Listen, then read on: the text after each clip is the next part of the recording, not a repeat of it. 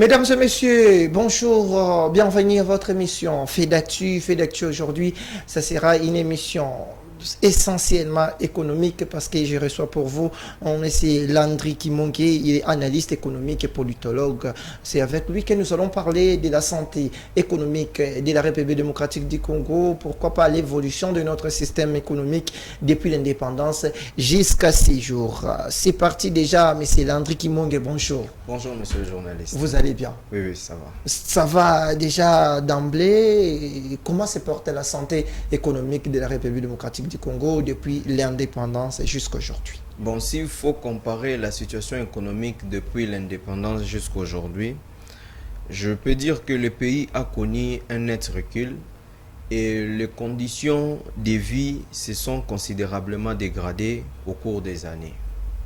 Donc, en bref, si je peux présenter la situation de l'accession à l'indépendance à nos jours, je pense que nous n'avons pas vraiment évolué, nous n'avons pas vraiment pu sortir, n'est-ce pas, de la situation d'extrême pauvreté. D'extrême pauvreté d'une manière économique depuis l'indépendance. Mais aujourd'hui, la grande question que nous allons aborder aujourd'hui, pourquoi depuis l'indépendance jusqu'à aujourd'hui, malgré tout ce qu'on a eu comme des cycles électoraux avec la succession des présidents, des changements à la tête du pays, notre économie demeure toujours extravertie? Bon, la question, c'est une très belle question. Nous devons comprendre que depuis 1960, la situation en République démocratique du Congo, à l'accession à l'indépendance, la situation était peu enviable, mais quand même nous devons noter que les tissus économiques, elle était bonne en termes économiques, en termes d'infrastructures et tout. Donc le colonisateur nous a laissé une situation plus ou moins acceptable sur laquelle il était question peut-être de mettre de base afin que nous puissions être ces géants et tout. Mais malheureusement, lors de l'accession à l'indépendance avec notre premier président Joseph Kasavubu, ce dernier n'a pas pu mettre en place des réformes majeures pour que nous puissions décoller. Bon, nous devons reconnaître aussi que sa gouvernance était liée à des tourments, notamment... avec ces guerres avec le Premier ministre, Patrice Lumumba. Une fois nous avons eu l'indépendance, nous avons connu des situations de mutinerie. Après, ça nous a suivi... la sécession des deux régions, notamment le Katanga et le de Kasaï. Donc, du coup, nous n'avons pas pu mettre en place une politique économique nationale déjà dès les années 60. Nous n'avons pas pu définir l'économie selon le modèle congolais parce que la situation économique qui a été laissée qui a été léguée par les Belges, c'était une économie qui était extravertie. Parce que vous voyez, la majeure partie des entreprises à l'époque, elles étaient d'abord des entreprises belges. Et puis, ils avaient une siège d'exploitation ici en République démocratique du Congo. Mais le siège social, c'était en Belgique. C'était en Belgique. D'abord, ça c'est d'abord un premier élément. Et puis, d'autres aspects étaient que l'économie en soi, elle était détenue pas par des Congolais, mais elle était détenue par des étrangers. Mais les conflits politiques nous a plus emportés et nous avons perdu de vue que le monde a évolué et qu'il y a des années... Donc les choses ont évolué et du coup... Nous, on continue à faire les statu quo. Oui, exactement. Et aujourd'hui, ça nous rattrape. Ça nous rattrape et tout. Donc, d'abord, les conflits politiques. Les conflits politiques. Bon, si je dois revenir à votre question, dans ce sens que comment nous restons toujours un pays extraverti, comme je suis en train de vous dire, si vous regardez la situation économique actuelle, vous verrez que l'économie est détenue, n'est-ce pas, principalement par des étrangers. Et cette situation, comme je vous ai fait savoir, c'est depuis les années 60. Bon, le président Kasavubu est parti, il y a Mobutu qui Mouzé les pères, il y a Kabila les Mobutu, fils. il y a Mobutu qui est arrivé, mais il y a eu un élément qui nous a encore amené dans un creux, c'était la zaïanisation. Il était question que les entreprises qui appartenaient aux Belges, qui appartenaient aux colons, il était question que, surtout du point de vue des secteurs comme l'agriculture et tout, il était question qu'on puisse les donner aux nationaux. Bon, en soi, la politique, en soi, l'idée n'était pas aussi mauvaise, mais le malheur est que la confiscation de ces entreprises par la zaïanisation, on a donné des entreprises à des personnes qui n'étaient pas compétentes, qui n'étaient pas formées à la technologie à cette époque et tout. Donc, du coup, il y a eu un problème de gestion et malheureusement aussi, bon nombre de ces entreprises ont été données aux politiciens.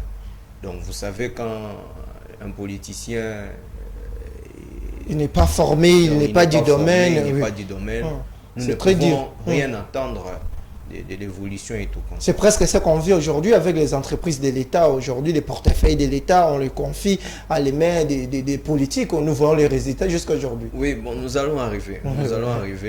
Mais la première démarche, d'abord, c'est de comprendre que la zaïanisation, d'abord, c'est ça le mot, en fait, de la destruction du tissu économique en République démocratique du Congo. À l'époque, les Zaïres et tout. Donc, Mobutu lui-même s'est retrouvé avec des entreprises et tout, et ses compagnons et tout, ils étaient à la gestion en fait des entreprises laissées par les colons et tout. Donc, du coup, cette situation n'a pas permis la République démocratique du Congo d'évoluer. Donc, nous nous sommes retrouvés dans une situation où ces entreprises-là, elles étaient pratiquement en faillite. Et qu'il y avait, malgré que, comme on peut le reprendre, malgré qu'il y avait la prise de pouvoir par Mobutu, la nationalisation, la lutte contre les intérêts économiques étrangers, et puis, mais entre 1966 et 1974, nous avons connu aussi des chocs. Des chocs tels que le choc du produit pétrolier, où nous avons constaté que le prix du baril du produit pétrolier a pratiquement quadruplé. Et cette situation n'était pas avantageuse. Favorable pour nous. N'était pas favorable pour la République démocratique du Congo. Du coup, il y avait une situation, il y avait une décroissance. Il y avait une décroissance et il y avait une décroissance aussi. Il y avait l'inflation, donc qui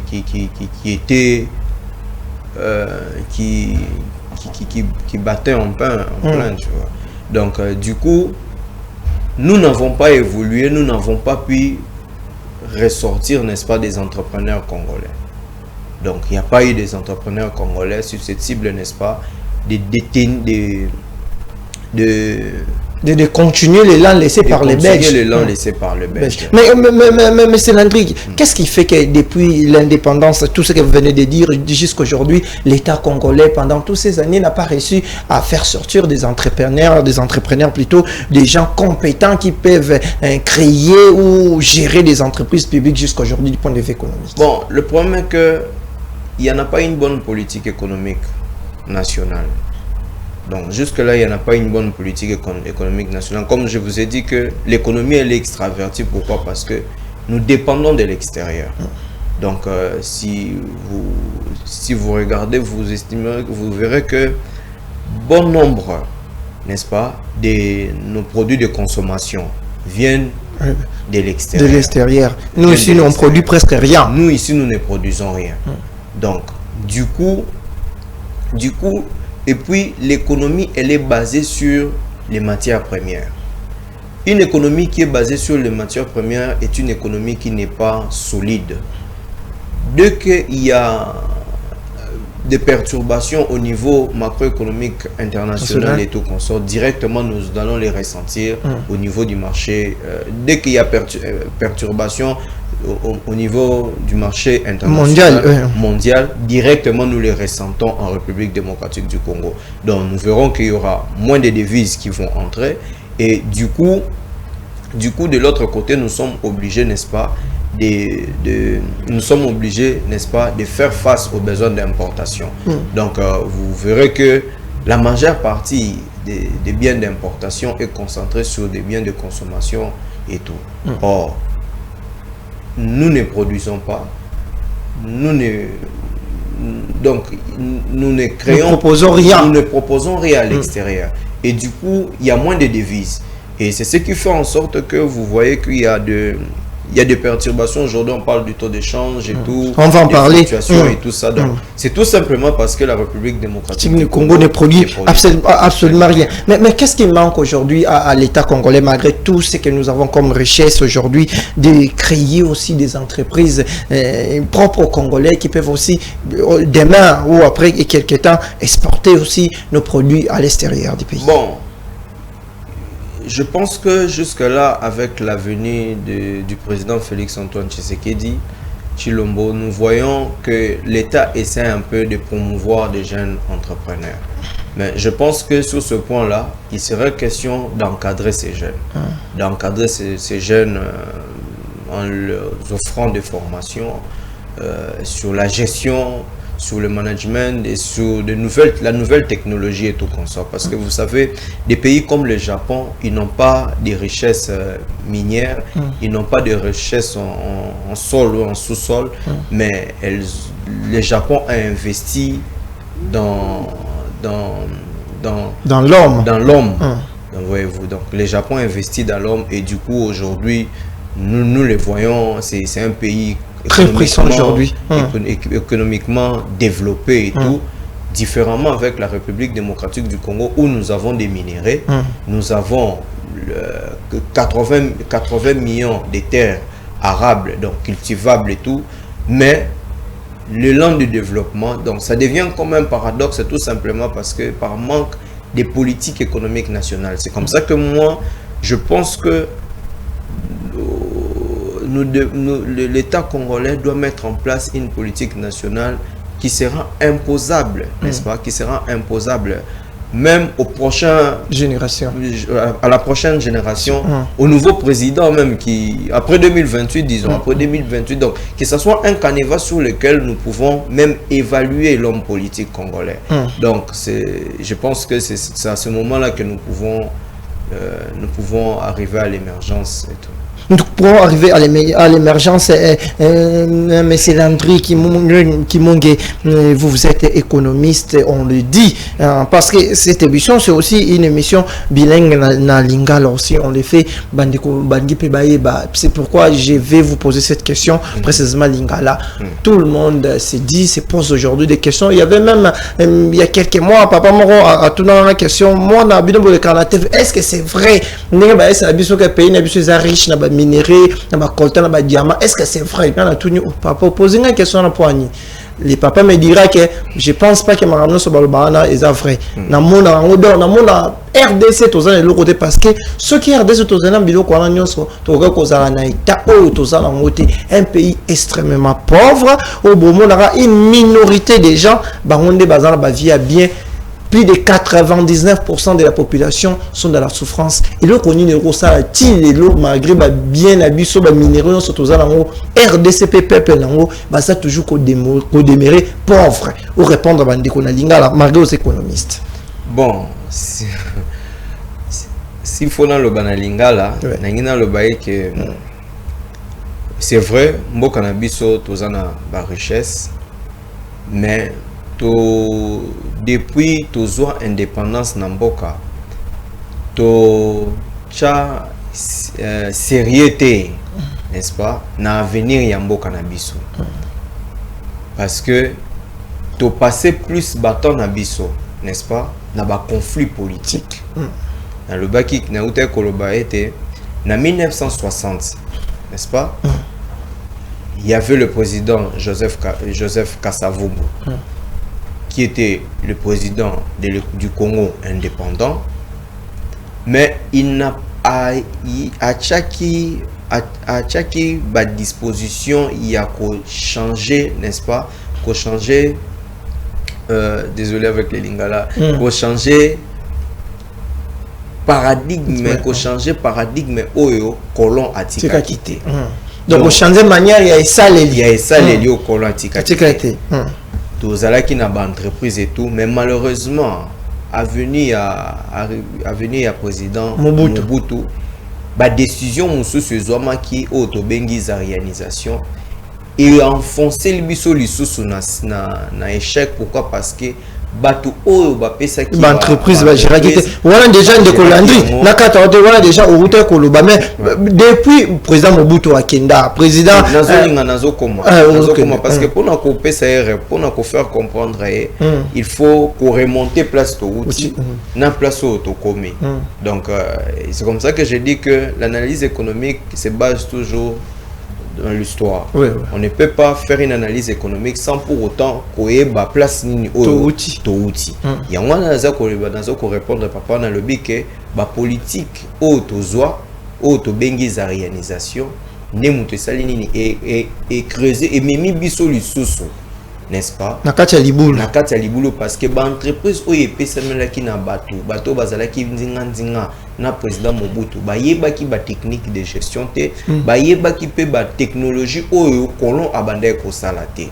Donc ça c'est un élément. Le deuxième élément ezaki zape susu pe kaka ba décision pe oyo pe kaka pe nani à l'époque oyo par exemple endettement na biso to s'endetaki mais auto ba investissement auto financer ki ezaki ba investissement oyo ti lelo ba mboka ba bénéficier na ngote o ba bengi ezaki ba éléphant blanc et tout ça. Mais jusqu'à ce que nous sommes auto commis to komi na ba situation inflation, la situation il y a inflation, to komi na hyperinflation, to komi donc la situation économique déjà vers les années 1974 elle était devenue morose et tout malgré qu'il y a eu des réformes qui a été entreprises mais situation au Congo ezalaki toujours ya mabe tina venu y arrivé il y a AFDEL le président Monsieur Laurent Désiré Kabila. Mais la situation malheureusement ne s'est pas améliorée parce que lui aussi il est venu avec une politique de rupture. À Kataki ba relation nyonso na ba institution ba Bretton Woods na club de Paris au to bande ko détenir au ba to bande ko détenir to zalaki na dette na bango il y a près de 7 milliards de dollars et tout. Donc cette situation n'était pas aussi favorable pour la République démocratique du Congo. Mais après, il y a comme arrivé à Joseph Kabila, après l'assassinat de Mosé Laurent Désiré Kabila, il y a l'accession du pouvoir de M. Joseph Kabila. Mais là, du moins, nous constatons qu'il y a eu reprise, n'est-ce pas, avec les institutions de Bretton Woods. Mécanisme parce que lobby que na ba situation perturbation macroéconomique économiste lukaranan et loro bengi stabilité la stabilisation du cadre macroéconomique. Voilà, donc les économistes cherchent d'abord dans une situation d'instabilité macroéconomique, on cherche d'abord à recouvrer d'abord la stabilité, notamment le non-recours à la planche à billets, parce qu'à l'époque, on faisait recours à la planche à billets. Planche à billets, comprendre le terme économique. Planche à billets, Elingi Kolobake, État Nabiso, et bandaki pour nous financer les besoins besoins budgétaires et bandaki pour faire recours, n'est-ce pas, na banque centrale, bandaki pour fabriquer, pour ça la mbongo. Malheureusement, pas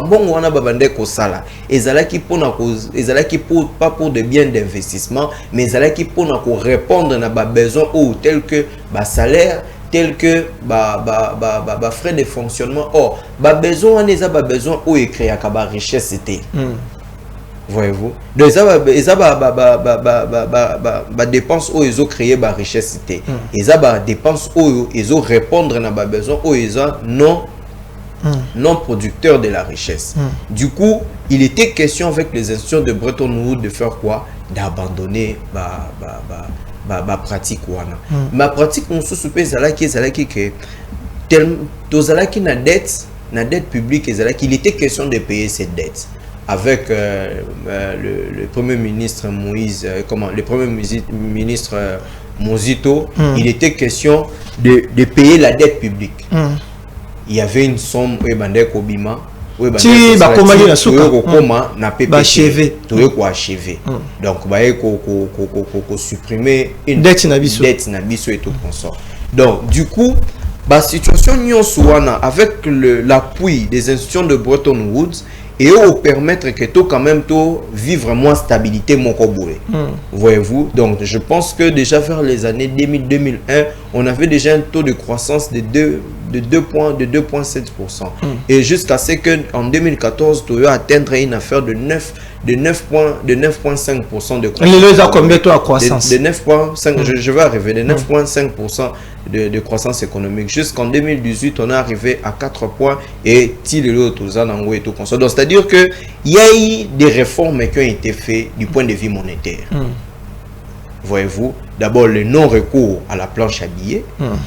Et puis, deuxièmement, le paiement de la dette, les réformes des entreprises publiques. Les entreprises publiques, à l'époque, aujourd'hui, les entreprises publiques sont considérées comme des entreprises commerciales et tout.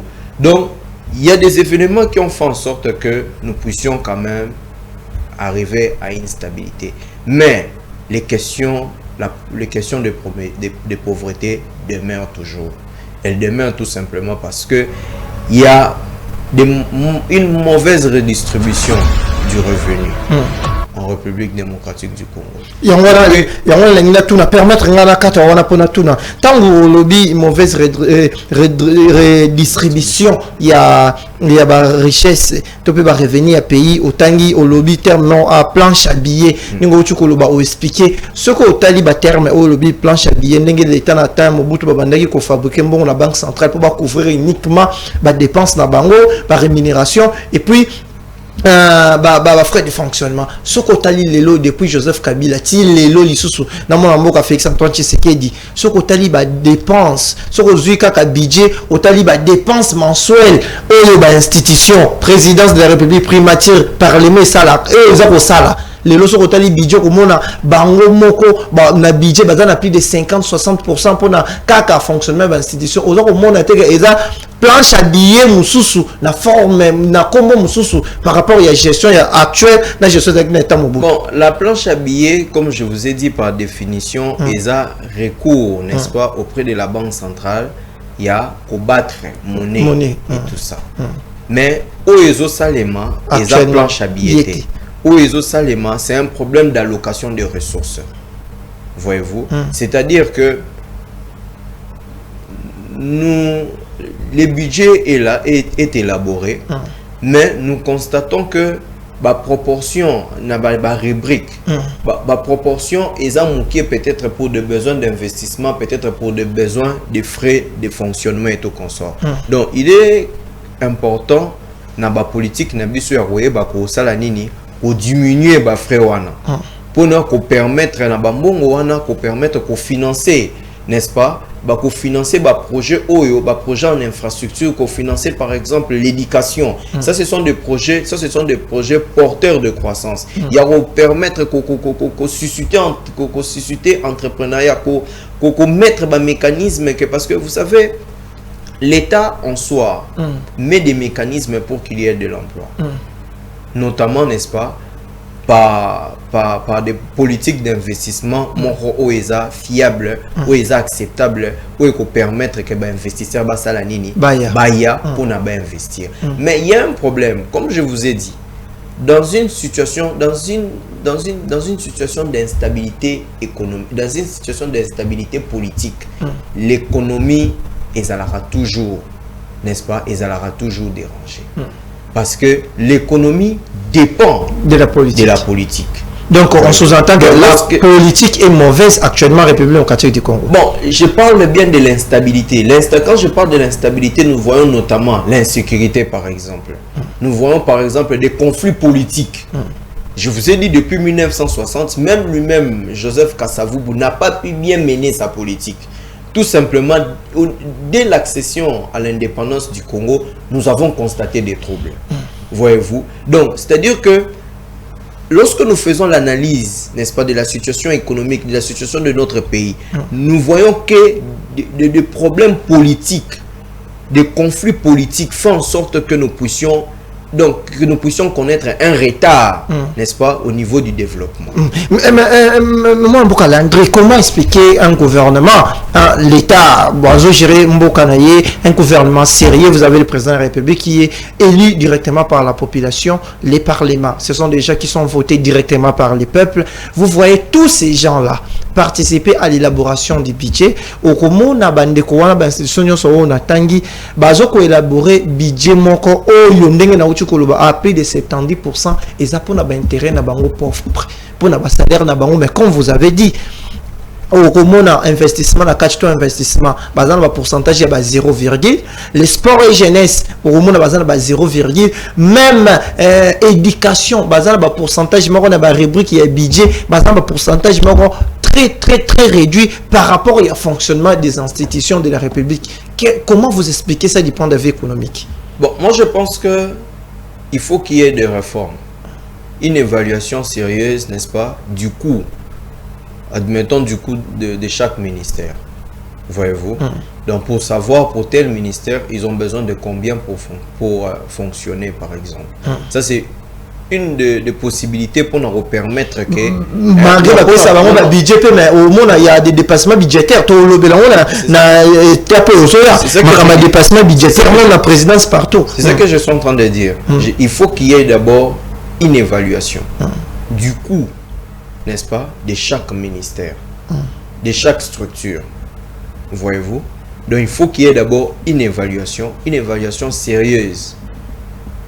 Ces personnes doivent évaluer, n'est-ce pas, les coûts où ils sont liés dans le secteur. Et puis, le problème des salaires. Les salaires est une obligation. C'est-à-dire que ceux qui ont engagé à salir du 1er jusqu'au 30, il faut salanini. Actuellement, fonctionner l'État, mais le problème se pose à quel niveau? Le problème se situe au niveau, n'est-ce pas, du nombre effectif de fonctionnaires. Est-ce qu'à ce jour, on a un nombre exact de nos fonctionnaires? Voilà, il faut tout ça c'est une des questions qu'il faut se poser. C'est comme ça que je parle de réforme. Il faut qu'il y ait, n'est-ce pas, un recensement, n'est-ce pas, des fonctionnaires dans toute l'étendue de la République démocratique du Congo. Cela va permettre à ce que dépenses, n'est-ce pas, dépenses au Tozolobe Salanini Ekita. Donc je pense que il y a, par exemple, à l'heure actuelle, il y a un travail que lui, Jeff, par exemple, il est en train de faire. Mais je pense aussi de l'autre côté aussi, il y a le travail aussi du ministère, n'est-ce pas, de la fonction publique, faut ça là. Et activer n'est-ce pas, des nombres exacts de fonctionnaires, parce que nous entendons ça et là qu'il y a des doublons, nous entendons ça et là qu'il y a autant de fonctionnaires et tout consort. Donc tout ça ce sont des éléments, n'est-ce pas, tout ça ce sont des éléments sur lesquels l'État doit évaluer. Je parle bien d'une évaluation sérieuse. Voyez-vous, je parle bien d'une évaluation sérieuse. Et partant de ça, ça européenne sa possibilité, n'est-ce pas? Il y a ministre de Finances, il y a allocation exacte, n'est-ce pas? Il y a chaque ministère plutôt que. Et puis il y a d'autres éléments aussi, ça peut structure. Il y a des structures qui sont créées et tout consort. Même surtout à la présidence de Colandry, il y a des structures qui sont créées presque chaque jour. Aujourd'hui, tout le monde a même... ce sont des structures inutiles. Bon, dire que inutile, je ne sais pas si je peux l'admettre. Parce que tout le monde a moussana, je ne sais pas si je peux l'admettre ainsi. Je pense que s'ils ont dû créer ces structures-là, c'est parce qu'il y a eu un besoin. Comme une structure à changement de mentalité. Je pense que nous en avons besoin. En République démocratique du Congo, on a besoin. Le problème du Congo, c'est un problème d'homme. Voyez-vous, on a posé la question au patriarche Kengo. On lui a dit pourquoi le Congo n'évolue pas. Il a dit d'abord c'est un problème d'homme. Problème d'homme, Ndekolando, tout le monde a moi question qui est au côté. Tout le monde a entré à AFDEL, président Laurent Désiré Kabila. Est-ce que le président Laurent Désiré Kabila a qui n'a pas créé une structure, le coup là où le lobby a changé de mentalité pour m'accaber changer tout les années qui a rigueur naïe. Moutounio Sabandari ko banga même ko suba la balabala. Kabila père a bureau na zobanga. Pourquoi il les a katé? Bon, la rigueur même jusqu'aujourd'hui nous le voyons par l'IGF par exemple. Il y a l'IGF qui est là, qui est en train de faire un travail. Il y a Makassi. Il y a au contrôler combien de fois Bazo les qui sont à TV, fraude et tout, Bazo Kanga et tout ça et tout. Je pense que ça fait partie aussi des leaders, des mesures où il y a ça là qui a diminuer, n'est-ce pas, pour diminuer dérapage et tout ça. Donc je ne préférerais pas que nous puissions comparer, n'est-ce pas, l'époque de Kabila le père et l'époque de Félix Antoine Tshisekedi. Parce que à l'époque de Kabila le père, c'était une dictature, voyez-vous. Mais à cette époque-ci, nous sommes dans le land de la démocratie, voyez-vous. Donc du coup, on ne peut pas du jour au lendemain décider. Donc toute décision doit être accompagnée et tout consort. Mais oui, nous reconnaissons que il y a oui, nous les reconnaissons. Mais il faut dire aussi que toujours dans l'élan, il y a permettre que recettes à l'État et qu'il n'y ait pas de corruption, qu'il n'y ait pas de détournement. Il y a des mécanismes sur lesquels nous avons sur lesquels le gouvernement a mis en place pour essayer d'étouffer parce que vous savez, la corruption ne permet pas à un État, n'est-ce pas, d'évoluer, d'avancer. Tant que nous, vous savez, même, je reviens encore à l'époque de Mobutu. Lorsque Mobutu, ils ont sollicité, ils se sont endettés, n'est-ce pas? Ils se sont endettés. L'argent qu'on avait mis, n'est-ce pas, pour des besoins d'investissement et tout, mais la grande partie a été aussi détournée. Mais comme aujourd'hui on va détourner, les détournements n'importe où, n'importe comment, on n'en parle même pas. Il n'y a pas, trop comparé peut-être l'époque à Mobutu parce que c'est presque la même chose. Presque. Nous devons savoir que le mal est systémique. Le mal en République démocratique du Congo, la corruption, c'est devenu une vie, donc c'est devenu notre mode de vie. Donc pour éradiquer ça, mais il y a, je pense que avec le gouvernement, avec la venue de Félix Antoine Tshisekedi, aujourd'hui nous voyons, n'est-ce pas, détournement, tout le monde a arrestation, arrestation, mais maré batoano sur bimal après bamsoupe bazali banda batambola. Je pense que bamsou to kolobela épisode tu ko ya ndeko Landry tant déjà qui to kolobela moi question o ya suka parce que ni mso etikali to kozongo avec le temps gouvernement to moni pour la première fois depuis l'indépendance le chef de l'État nommé une dame à la tête du gouvernement, madame Jidi Kituluka, futur actuel premier ministre de la République démocratique du Congo, il prend des vies économiques, tante nini aux populations causer là et pas madame Judith Toulouka na quinquennat deuxième mandat fixe. Merci beaucoup. Bon, nous devons retenir que les défis sont énormes. D'abord, avant de parler d'abord des défis, je pense que le choix est un choix judiciaire et que le président de la République a jugé bon de mettre à la tête du pays comme premier ministre, n'est-ce pas, une dame. Et cette dame, elle a un background solide. Donc, j'ose croire qu'on va lui donner toutes les possibilités et tout qu'on soit pour mieux mener sa politique et tout. Donc, mais toutefois, il y a des défis qui est sur sa table, notamment l'insécurité à l'Est, n'est-ce pas? L'insécurité à l'Est, notamment la pauvreté en République démocratique du Congo qui continue toujours.